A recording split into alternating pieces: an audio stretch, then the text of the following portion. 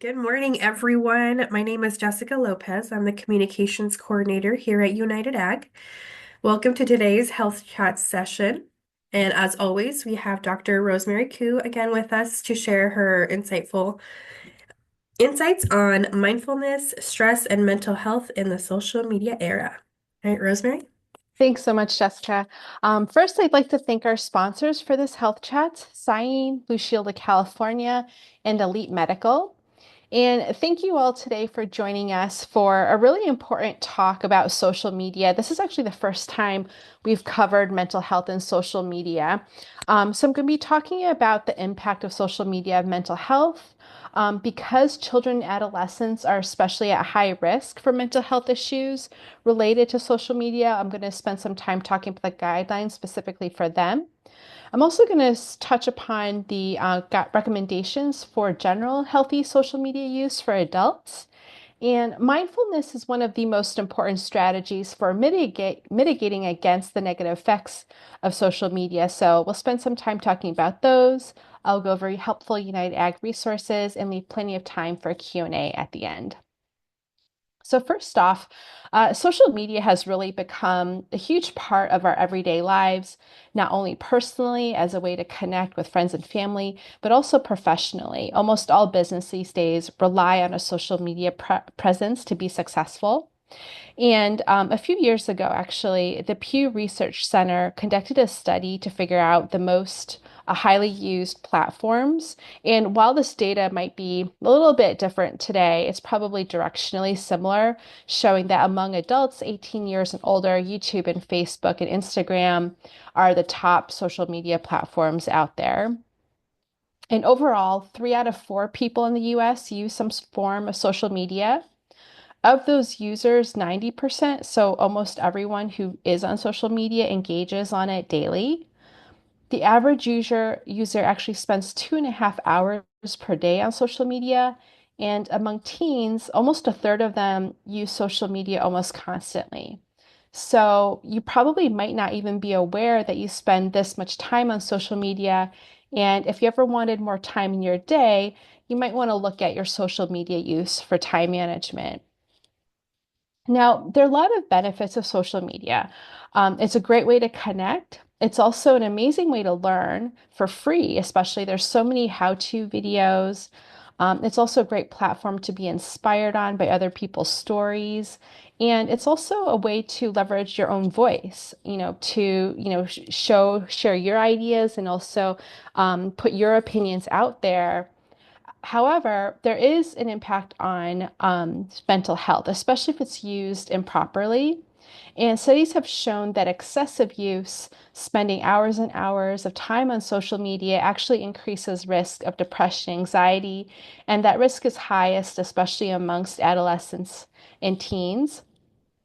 And despite the ease of connecting with others on social media, it's actually been shown to increase loneliness for some people because you see all these other people doing really fun things and having so many friends, and it might actually make you feel like you're totally alone and not part of that. Also, if you've ever looked at the comments section on any social media platform, you'll probably notice a lot of cyberbullying and a lot of negative comments. And it's really sad to see that. People often will be very disrespectful online, even if they would never say anything like that in person. Also, these days, there's a lot of bots on the social media platforms. So the cyberbullying might not even be from real people. They could actually just be from AI bots. Also, there's been a lot of studies that show social media use can be correlated to poor body image and self-esteem. It can lead to addictive behaviors, especially with compulsive scrolling. This is again also how you can spend hours and hours on social media and not even realize it. Also, the blue light from the screens can also suppress melatonin, so that makes your sleep quality worse. And if you're engaging on social media before bed, if you see something stressful or very stimulating, it can actually make it harder to fall asleep and disrupt your sleep. And children and adolescents are especially at high risk. Teens who use social media over 3 hours a day have double the mental health risk. And this is already at a very vulnerable age, and social media just makes that even worse. And nearly half of teens report feeling worse about their body image with social media use. Now, these negative effects are not due to individual weaknesses, but actually because of how social media affects our brain. So it's not by accident social media is so addicting. It's actually by design. And that these engineers have been very smart about leveraging our dopamine pathways, which are the same pathways in our brain that are triggered by highly addictive drugs like cocaine, to get us to continue doing the same thing. It's a reward pathway.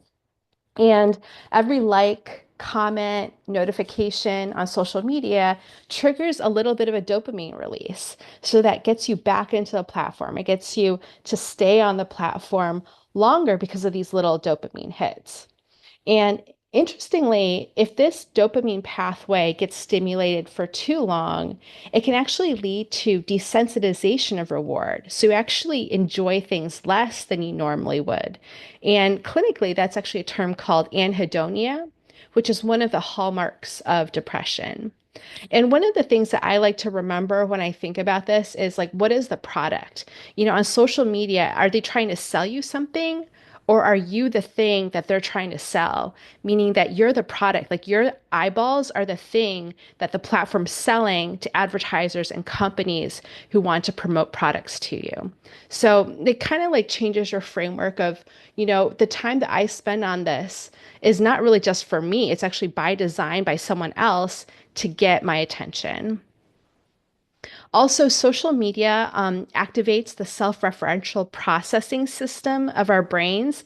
And this is a really fancy way of saying how we relate information from the external world to ourselves. So it's basically we take all this information from the world around us and we use that to evaluate ourselves. That's called self-referential processing.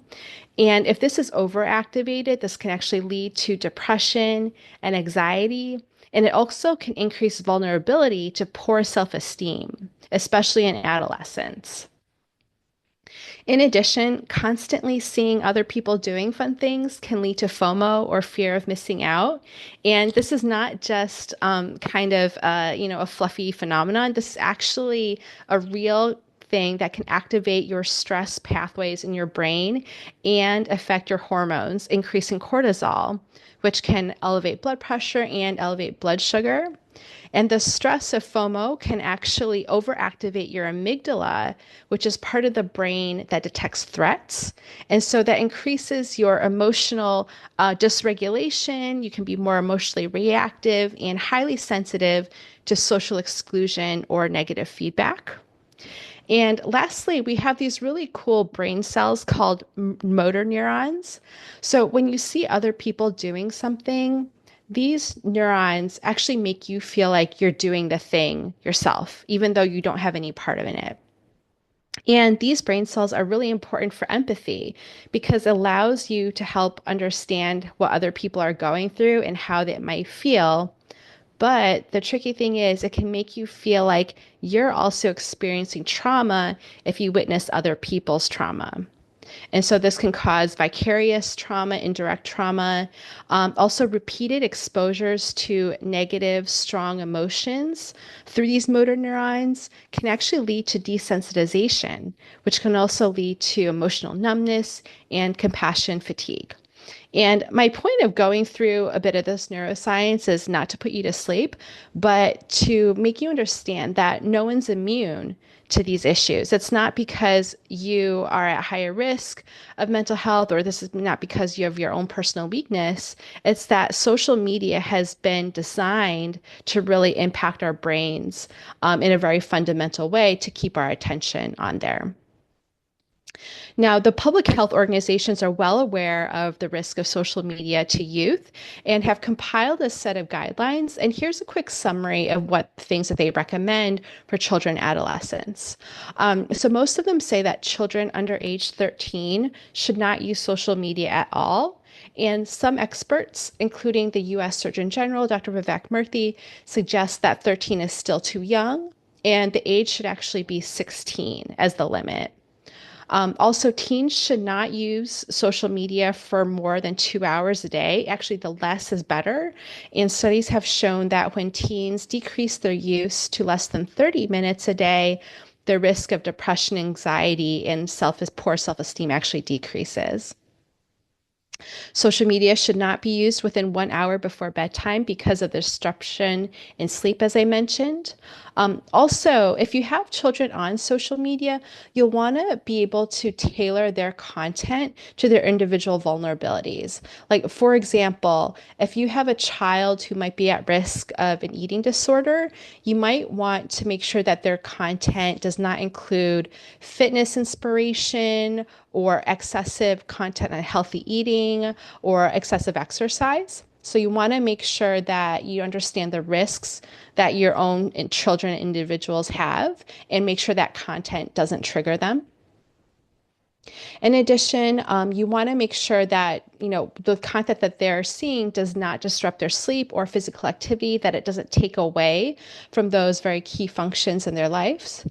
Also, developing a family media plan can help children and adolescents stick to the guidelines that you set to them.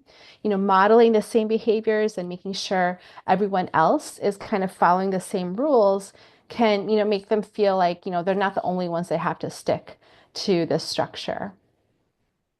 You'll also want to make sure that even though it might feel like a bit of a privacy violation, monitoring what they see and also co-viewing with them can help make sure that they're not experiencing any of these negative effects from social media, and also encourage them to have open discussions with their caregivers about how social media makes them feel and what they're interested in, and what are the exchanges going on the platforms that they're following. This can help, detect any bullying that happens and can help you report any abusive use on the platforms as well. Now, for adults, a lot of the same recommendations are similar. So you want to set time limits for yourself and also boundaries, using the same 2 hours a day as a limit and avoiding use within 1 hour bedtime. I know it's really hard to, stick to this, especially if social media is part of your professional life.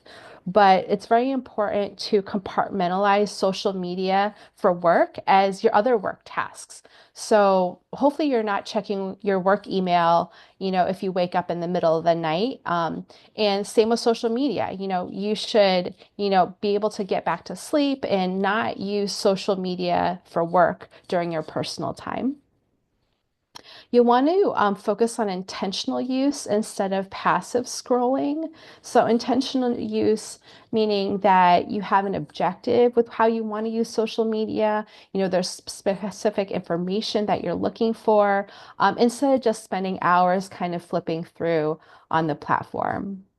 You'll also want to curate your content. So once in a while, audit your content, unfollow accounts that no longer serve you. Maybe there's certain accounts that make you feel a certain way, like negative emotions. You'll want to get rid of those and also block those if you can. And check in with yourself emotionally after using social media. Does it make you feel better? Does it make you feel more educated? Do you feel more capable after your social media experience? Or does it make you feel worse about yourself? Does it make you feel like you're not enough?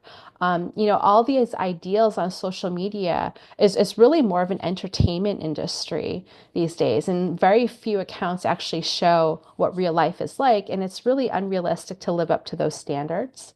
Also, once in a while, doing a digital detox where you are off social media for a certain amount of time, that could be a few hours, it could be, a whole day, a weekend maybe, can help you reset your mind. It can reduce your stress response, improve sleep, and also improve your sense of well-being. And now on to mindfulness. So, mindfulness is one of the most important strategies to prevent some of these negative mental health side effects of social media. And the CDC defines mindfulness as the practice of being aware, living in the present, and acknowledging what's going on inside and around you. And there are a lot of different mindfulness practices, but almost all of them focus on, having you focus on one thing. For meditation, that's often breathing. So your inhales and exhales, and noticing how the air feels inside your nostrils and lungs. That singular focus helps you kind of observe what's going on in your mind, but the observation is non-judgmental. So, you're not like beating yourself up of like, oh, I'm so easily distracted, or, I wish this was, moving on faster, or, I'm not doing a good job at this, or, it's a really non-judgmental observation during mindfulness practices. It's kind of like saying like, oh, I'm hungry. Okay, like let me get back to my breathing. I acknowledge that I feel that certain way, and then let me get back to the thing that I'm focusing on. These practices help you experience life in the moment. It helps you refocus from distractions. And one of the most important aspects of it, it's not something innate to people. This is actually a learned skill that you can do. And you can always start really small. You can only spend a few minutes of mindfulness practice. You don't have to sit for hours and hours of meditation. And there's so many different forms. It's not one size fits all. And then really quickly, just back to the neuroscience here. Scientists have been studying the impact of mindfulness practices on our brains for decades now. And there's so many imaging studies. This is just one example here of how even after just a few weeks of mindfulness practice, people's brains actually change, and that there are greater connections that are formed because of these mindfulness practices. So one of the major things that happens in your brain is a reduced activity of what's called the default mode network. And this pathway in the brain is actually what causes mind wandering or daydreaming, and also that self-referential kind of self-comparison talk that happens. And those activities actually decrease with mindfulness practices. Also, it's been shown that people have better emotional regulation and non-reactivity because these mindfulness practices create greater awareness of what's going on in your mind. It actually slows things down a bit. So you're more aware of how you feel. And that gives you a little bit of a space to decide on how you're going to react. So instead of kind of like knee jerking, like reacting to something, you actually have a little bit of a moment there and say, okay, I feel this certain way. I feel like I want to be angry and shout something, but instead I'm going to, think about it and, try to see it from the other person's point of view. So something like that is like building this mindfulness creates a little bit of a slower thinking process. So you have more time to respond more positively. It improves your attention span. Mindfulness can also increase your awareness of triggers. It encourages more intentional use of, social media, and also more intentionally how you live your everyday life. And for a lot of people, they got into mindfulness practices for the benefits of improving sleep and reducing stress. But there's also a really nice side effect is that it makes you more resilient to the mental health side effects of social media. Now, there's so many different mindfulness strategies out there. Meditation is probably one of the best well-known ones, and there are a lot of apps out there or classes that can teach meditation, and there are a lot of different forms. You can have sitting meditation, walking meditation, or even just focusing on breathing exercises. Another way of practicing mindfulness is just doing one thing without multitasking. And I know in our very busy lives, this is, almost unheard of just doing one thing at a time, like just doing email, just reading, just writing. Even just focusing on one task can actually help develop this mindfulness skill. Another option is non-judgmental journaling. So just reflecting on your thoughts and emotions without judging yourself. Creative activities such as, art, painting, house, like kind of like DIY projects, writing. As long as you're focusing solely on that creative activity, that can actually become a mindfulness practice. Rhythmic movements, so exercises that are more rhythmic, like swimming or yoga, tai chi. are actually part of mindfulness practice.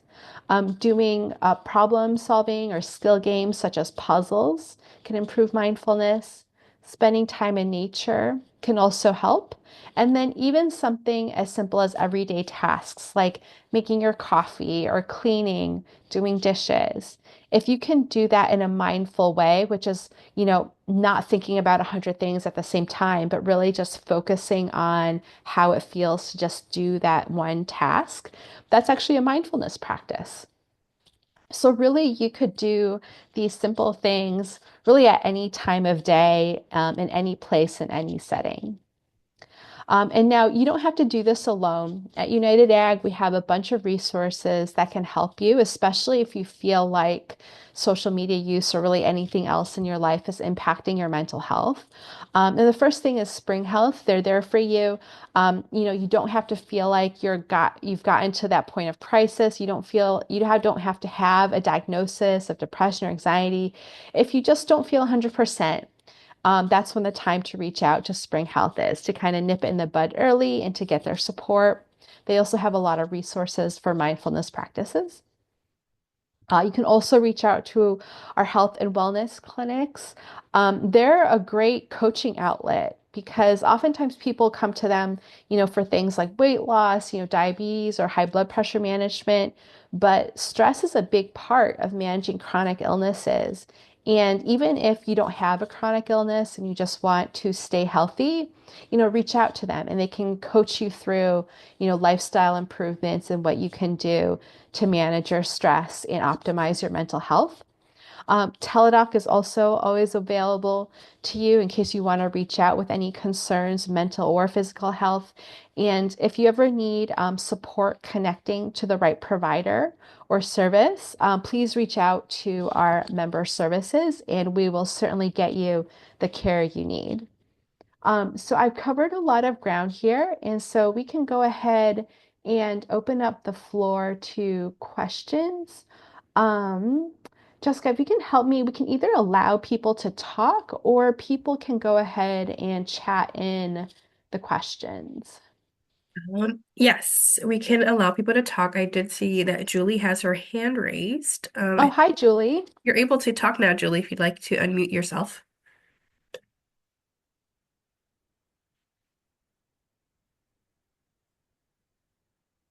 Oh, do you have to unmute her or?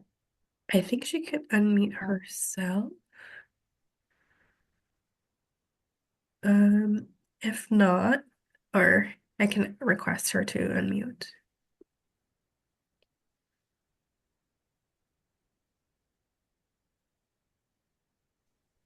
That was an accident. I'm sorry. Oh, okay, no worries, Julie. Thank you, Julie. Alrighty.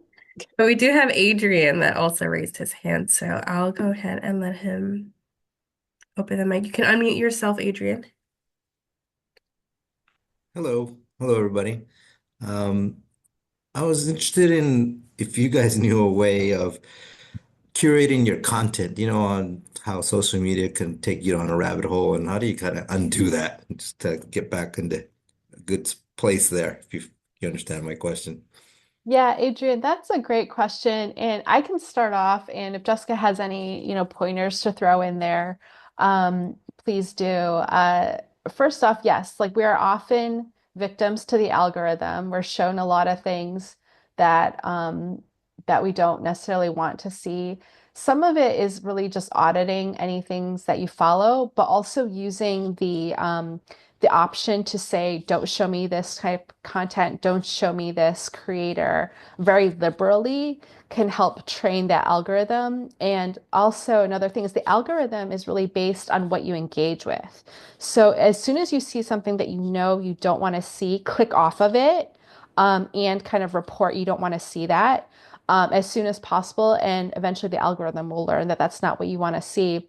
What's difficult is like if you see something you don't want to see, but it continues running, then the algorithm thinks that you actually want that type of content or that you'll engage with it. Um, so those are kind of the few tips that come to mind. Jessica, I don't know if anything else comes to you or if anyone else actually wants to share how they do it. In my personal experience, I do the auditing if there's a creator who is no longer serving me in the way that I needed to and is now stressing me out for whatever reason. Sometimes I don't even know the reason. I know how it makes me react, and so I just unfollow. I know there's certain platforms like TikTok who you can go to a certain tag, like a hashtag, and then ask them to block any kind of content with that hashtag. So there's ways to curate your algorithm and or like help influence your algorithm and then curate your For You page or whatever it is that you have. Great, super helpful.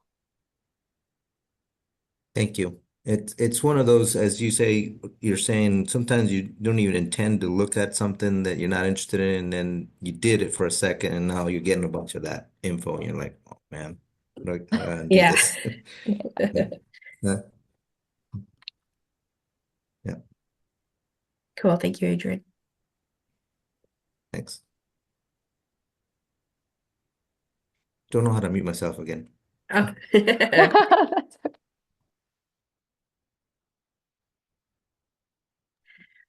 I have a question for you, Rosemary. Alrighty. Okay, so um, what are some early signs that social media use is negatively affecting someone's mental health? And then, like, how can mindfulness strategies help intervene before it becomes like a deeper issue?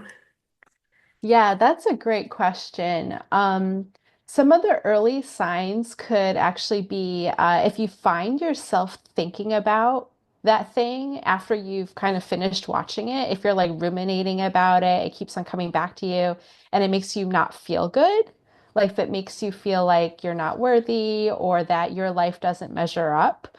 That's kind of one of the earliest signs is like an increase of that self-comparison or self-referential thinking. And mindfulness is so key because it allows you to notice that you're not feeling great. Like, social media should make you feel better. We should use it in a way that makes us feel better. Like, why do something that makes us feel worse? But it can inadvertently make us feel worse if we're not aware that that's happening. And mindfulness practices start building that awareness so you can, check in more effectively and, do all those curation things that you mentioned. Great question. Any other questions today?